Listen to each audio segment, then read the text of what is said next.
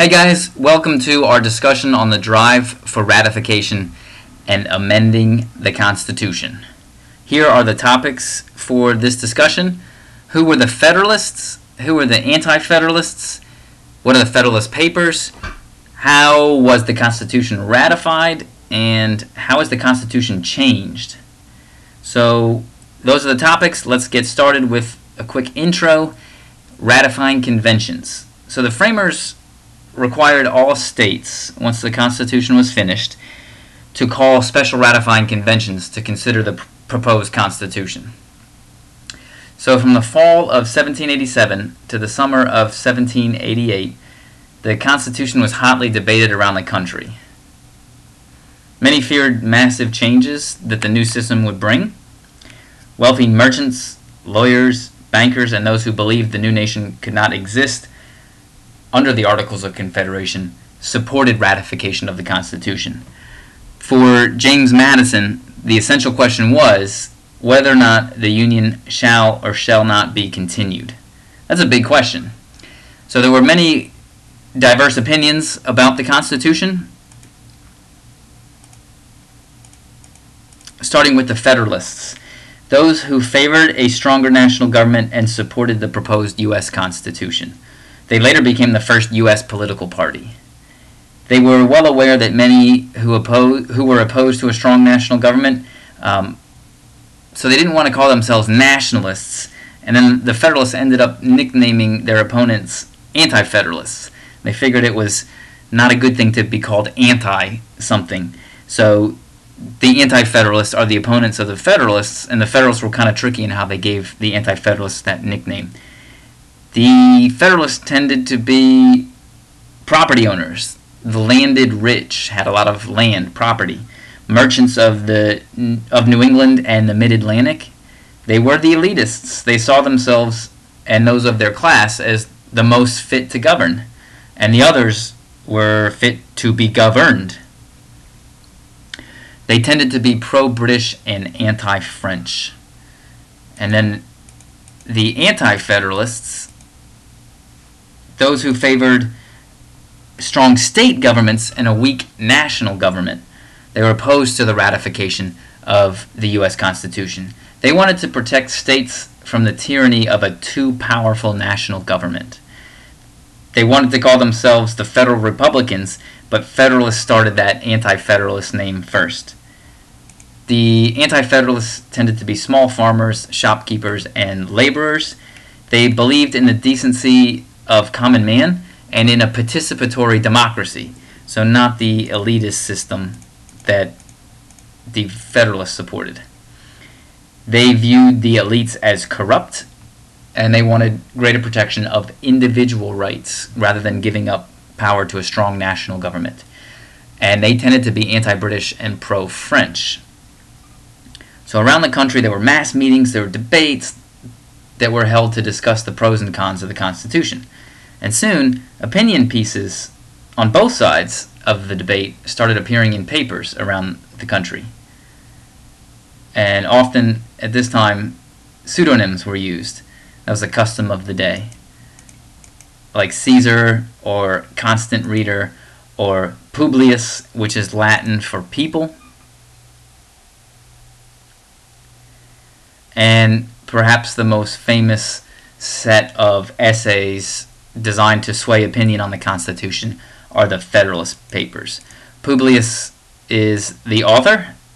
85 articles between October of 1787 and May of 1788 that appeared in papers in New York, a state where ratification was in doubt.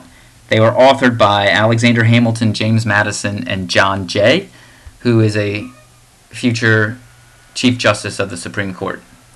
So a good definition of the Federalist Papers is a series of 85 political papers written by Jay, Hamilton, and Madison in support of ratification of the U.S. Constitution. They're considered the explanation of what the framers intended for the Constitution. They are very dry and scholarly, but they do explain the reasoning behind the new system of government. So a couple of highlights from the Federalist Papers we'll get to in a second. But the Anti-Federalists also responded with a series of essays that critiqued the Constitution. Their pen names, instead of Publius, were Brutus and Cato. States would be powerless under the Constitution, they argued. The Supreme Court would become too powerful by invalidating state laws, and the president would eventually have too much power, which you could argue has happened today. And the Anti-Federalists' biggest argument was against the lack of a Bill of Rights to protect individual freedoms. Okay, so here's some of the highlights from the Federalist Papers. Federalist number 10, is perhaps one of the most famous and important, where Madison argues for a large republic. A large republic, in essence, could dilute the potency of factions, so it would weaken the effect that factions would have. Voters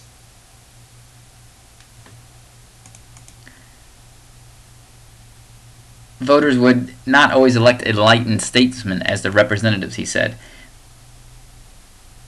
So Madison believes that the greatest threat to individual liberty would come from factions, who might place narrow interests above broader national interests and the rights of citizens. So Madison argues that the best way to guard against factions is to create this large republic compared to a small republic. And in Federalist 51, Madison argues for a separation of powers that would prohibit any one branch from dominating the national government or from violating the rights of citizens. So the drive for ratification: on June the 21st, 1788, New Hampshire became the crucial 9th state to ratify. So 9 out of 13 were needed, and the framers had those 9. Including Delaware, New Jersey, Pennsylvania, Massachusetts, and others. Massachusetts called for a Bill of Rights to be added as they ratified. But crucially, Virginia and New York had yet to ratify. So the framers really wanted 13 out of 13. And at the time, Virginia and New York made up 40% of the entire United States population. So that's a big chunk of people who have yet to ratify the Constitution. So for political reasons, those states were needed. Alexander Hamilton worked on New York, and James Madison worked on Virginia. Both states eventually ratified, but like Massachusetts, they called for a Bill of Rights to be added.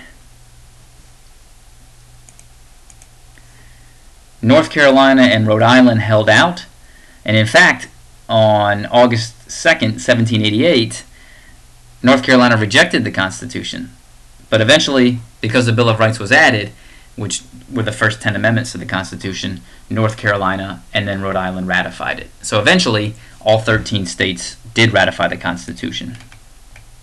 So we've mentioned that the Bill of Rights is the first 10 amendments to the Constitution. And since then, the Constitution has been changed just 17 times. So now we're going to look at how the Constitution is changed. And as soon as Congress convened, there's actually 12 amendments were proposed, sent to the states for ratification, but 2 of them did not pass. So in 1791, 10 of the 12 that did pass, the Bill of Rights, were ratified. And that was to appease the Anti-Federalists. And the Bill of Rights includes specific protections of personal freedom,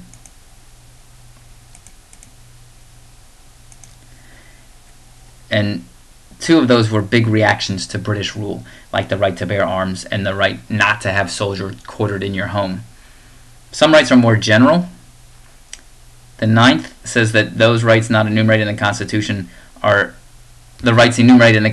not inclusive, that they are not the only rights to be enjoyed by the people, and the 10th Amendment, powers not given to the national government are reserved by the states or the people. So let's get into ways that you would change the Constitution, and there's really 2 ways to do it. There's a formal and an informal method of amending the Constitution. The formal method is slow. It's designed to be slow, so government is not influenced by the whims of the people. It comes from Article 5, and it sets out the formal method of amending the Constitution has 2 steps: proposal and ratification. And there are two ways to accomplish both of those. So here are the two ways to propose an amendment to the Constitution.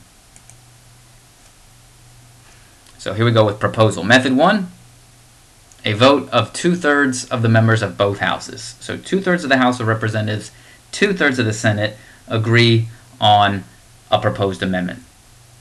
The second method has never happened, where 2/3 of state legislatures would request Congress to call a national convention to produce amendments.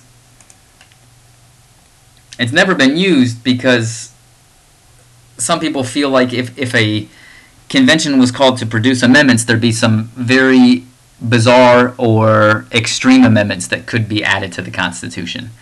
But sometimes states have used the threat of this convention to force Congress to consider amendments. So far, every method has gone through, every time an amendment has been added, it's through method 1, 2/3 members of both houses. Then the second step in formally changing the Constitution is ratification. So once an amendment has gotten through the proposal part, ratification is when Congress votes on a proposed amendment, a favorable vote in 3/4 of the state legislatures, or method 2 for ratification, a favorable vote in specially called ratifying conventions in 3/4 of the states. And that method, method 2, has only been used once for the 21st Amendment to repeal prohibition, because many in Congress felt that conservative states would not vote to repeal prohibition. So they didn't want to send the 21st Amendment to the states in method 1. And here is a graphic to sum up those two methods for proposal and then methods for ratification. The top method in the green and the blue boxes is what's usually used. 2/3 both houses to propose, 3/4 of the state legislatures to ratify. And the bottom method in proposal has never been used, and the bottom method in ratification has been used just one time. The nature of the amendment plays a big role in the speed of ratification. The 21st Amendment passed in 10 months, for example. But the Equal Rights Amendment is a great example of a very slow process. It's called the ERA, the Equal Rights Amendment, and it deals with discrimination based on gender. It was first proposed in 1923 and has yet to pass, has yet to be ratified, but it's brought up every year in Congress. It came very, very close to getting 3/4 of the states, but never did. Virginia has yet to ratify the Equal Rights Amendment. So some proposed amendments like banning flag burning or bans on same-sex marriage or a balanced budget amendment, they probably will not garner enough support to pass formally. So to pass formally, it's got to be something that a lot of people support, and it can take a long time. Now, there's the formal method for amending the Constitution. Slow, and it's slow on purpose.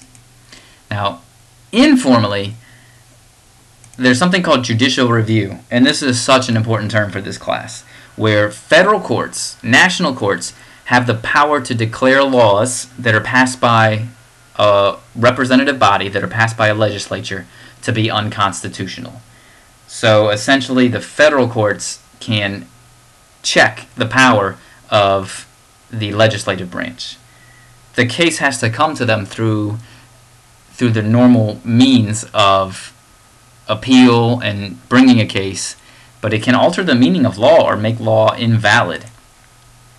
Now, this power of judicial review that the courts have was set, the precedent was set in a Supreme Court case called Marbury v. Madison. And we'll learn more about Marbury v. Madison, the details of it, in the next few units. Woodrow Wilson said that the High Court, the Supreme Court, is a constitutional convention on continuous session. So the Supreme Court gets to interpret the Constitution and can make decisions that greatly alter the meaning of the Constitution. And that's an informal way of changing the way that the Constitution is interpreted, what the Supreme Court says, through judicial review. Okay, and that's it. Hope that helps. We are now moving into our discussion of federalism. Good luck studying.